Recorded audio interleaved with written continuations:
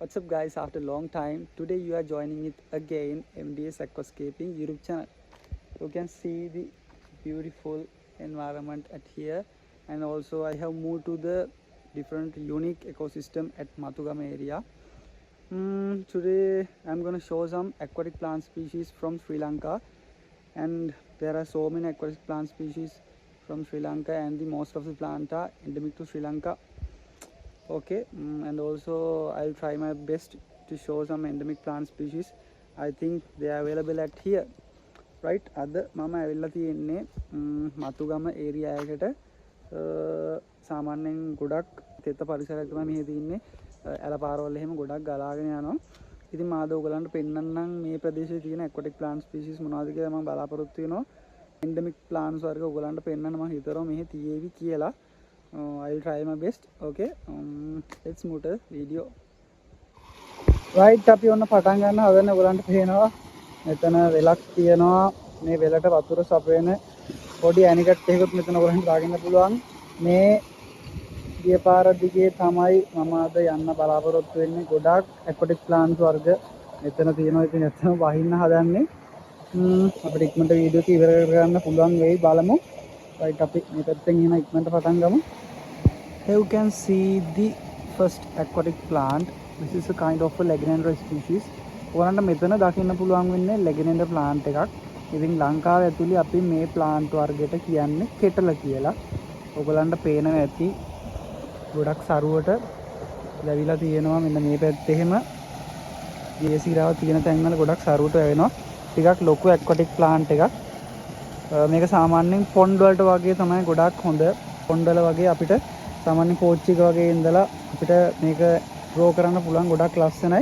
ලෝකෙ වටේ මේ වෙනකොට ගොඩක් Legionella වර්ග ප්‍රචලිත වීගෙන යනවා. ඒ වගේම මුළු ලෝකෙම ලංකාවට ආවෙනික වෙච්ච Legionella plants වර්ගයක් තියෙනවා. Legionella tsetse. නැත්නම් අපි රිදී කෙටල කියලා කියනවා. ඒ වගේම මේ ළඟදී හොයාගත්ත Legionella වයඹාය කියන plant එකක්. ඒ වගේම Legionella කළුගැලෙන්සිස් වගේ ගොඩක් ලස්සන plants වර්ග මුළු ලෝකෙම ලංකාව විතරක් දකින්න පුළුවන් වෙනවා. මේ plant එක most probably Legionella ovata වෙන්න පුළුවන්. ඉතින් මේ ovata කියන plant එක ඉන්දියා ශ්‍රී ලංකාව වගේ රටවල අපිට දකින්න පුළුවන්. ඒත් එක්කම Legionella plants වර්ග මේ වෙන ගොඩක් ප්‍රචලිත වීගෙන යනවා. ටිකක් genetically modified කරපු වර්ග. ඉතින් ඔයගලන්ට කිව්වොත් එහෙම මේ වර්ග Legionella meeboldi, ඒ වගේම Legionella silver queen ඔය වගේ plants වර්ග ගොඩාක් තියෙනවා.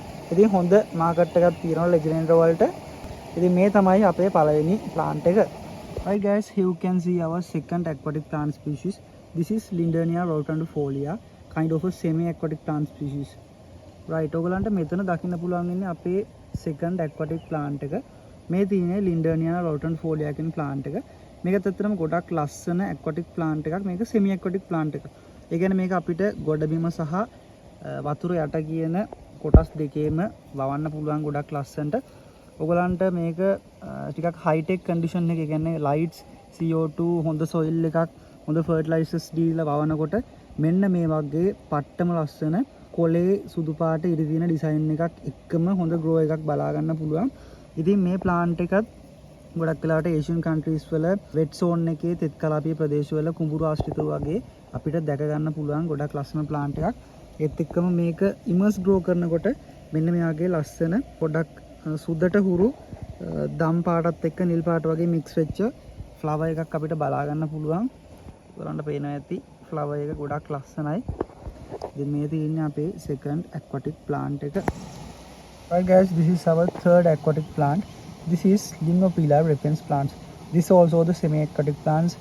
It means we can grow under water and the immersed water condition. Right, මේ තියෙන්නේ අපේ තුන්වෙනි aquatic plant එක. මේ තියෙන්නේ Limnopila repens කියන plant එක. ඇත්තටම මේකත් Limnopila aromatica plant එක වගේම තමයි underwater grow වෙනකොට දෙකම same type වගේ තමයි grow වෙන්නේ. ඉතින් ගොඩක් ලස්සන plant එකක්. මේක ගැන කිව්වොත් එහෙම මේකත් Asian countries වල තමයි ගොඩක් වෙලාවට grow වෙලා තියෙන natural environment එකේ. අපි සාමාන්‍යයෙන් මේක immerse grow කරනකොට ඒ කියන්නේ වතුරෙන් උඩ grow කරනකොට මෙන්න මේ විදිහට පළල් පත්‍ර විදිහට තමයි හැදෙන්නේ. ඔයගලන්ට පේන ඇති කොලේ පළල.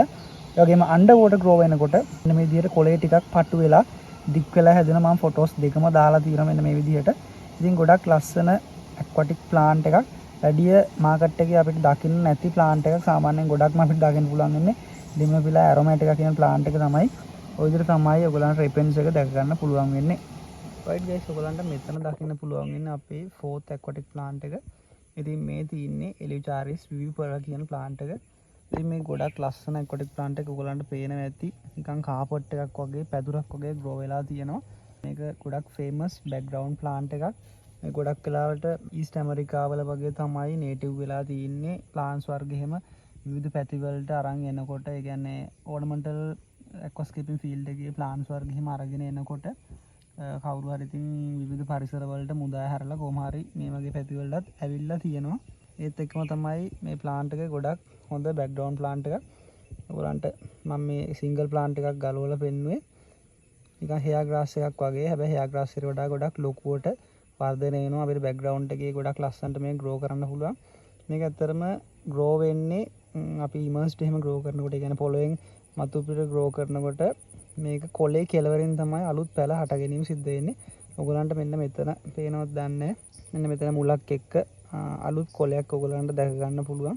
ඉතින් මේ විදිහට රණස් ඇවිල්ලා තමයි කොලේ කෙලවරින් තමයි මේ ප්ලාන්ට්ස් වර්ග බෝවීම සිද්ධ වෙන්නේ. එතනත් ගොඩක් ලොකු කාපට් එකක් අපිට දැක බලා ගන්න පුළුවන්. මේ තියෙන්නේ Elicharis vivipara කියන ප්ලාන්ට් එක. right අපි ඔන්න තව aquatic plant එකක් ඔයගලන්ට පෙන්වන්න හදන්නේ. මේ තියෙන්නේ Blixa species එකක්. ඉතින් Blixa මට හිතෙන විදිහට Japonica කියන වර්ගය තමයි මේ තියෙන්නේ. මේක ඇත්තටම ගොඩක් ලස්සන variety එකක්. සියලුම Blixa වර්ග grow වෙන්නේ අපි planter tank එකක විතර grow කරනකොට හැදෙන්නේ Valisnica plant එක වගේමයි. images ටිකක් ඔයගලන්ට දාන්න. පේන ඇති comparison එක මොන වගේද කියලා. මේ දකුණු පැත්තේ තියෙන Valisneria, වම් පැත්තේ තියෙන්නේ Blixa කියන plant variety එක. Blixa species වල plants වර්ග ගොඩක් තියෙනවා.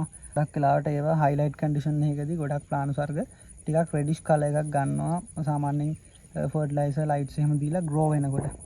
right guys මම ඔයගලන්ට තවත් aquatic plant එකක් පෙන්නන්නම්. මේ තියෙන්නේ අපි හැමෝම දන්න කුමුදු කියන plant එක. ඉතින් මෙතන මල් නම් දකින්න පුළුවන් වෙන්නේ නැහැ. කුමුදු කියන්නේ Nymphoides indica කියන aquatic plant එක ගොඩක් famous aquatic plant එකක්. aquascaping field එකට වඩා මේක සාමාන්‍යයෙන් අපි ලෑන්ඩ්ස්කේපින් වල උද්‍යාන අලංකරණය තමයි ගොඩක්ම ලස්සන යොදා ගැනීම සිද්ධ කරන්නේ. මොකද මේකේ සුදු පාට මලක් පිපෙනවා. සාමාන්‍යයෙන් අපිට සිමෙන්ති බෝල් එකක වගේ හදන්න පුළුවන්. ඔයගලන්ට මේ මෙතන නෙළුම් කොළ වගේ වතුර උඩ පාවෙලා පේන්න තියෙන මේ කුමුදු කියන ශාකය. කුමුදු එකෙත් වර්ග කිහිපයක් තියෙනවා. ස්නෝෆ්ලේක්ස් කියලා නිකන් මල සුදු පාට මලම නිකන් රේණු වගේ ලස්සනට බෙදිලා තියෙනවා. ඒ වගේම තවත් කහ පාට variety එකක් තියෙනවා. ගොඩක් ලස්සන plant එකක් තමයි.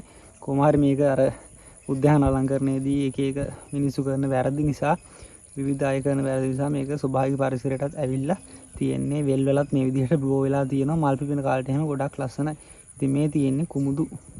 right ඔයගොල්ලන්ට මෙතන තවත් ලස්සන aquatic plant එකක් දකින්න පුළුවන්. මේ තියෙන්නේ කොක්මොට කියන ශාක වර්ගය.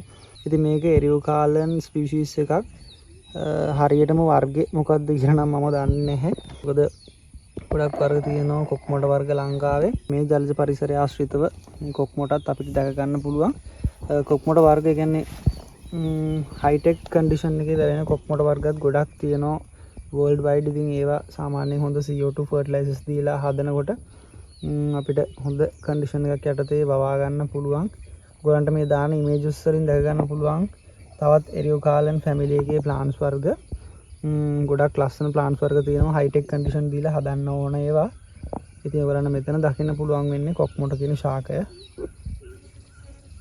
right guys ඔයගලන්ට මම තවත් aquatic plant එකක් අරගෙන ආවා. ඉතින් මේක ගොඩක් හදන්න අමාරු aquatic plant එකක්.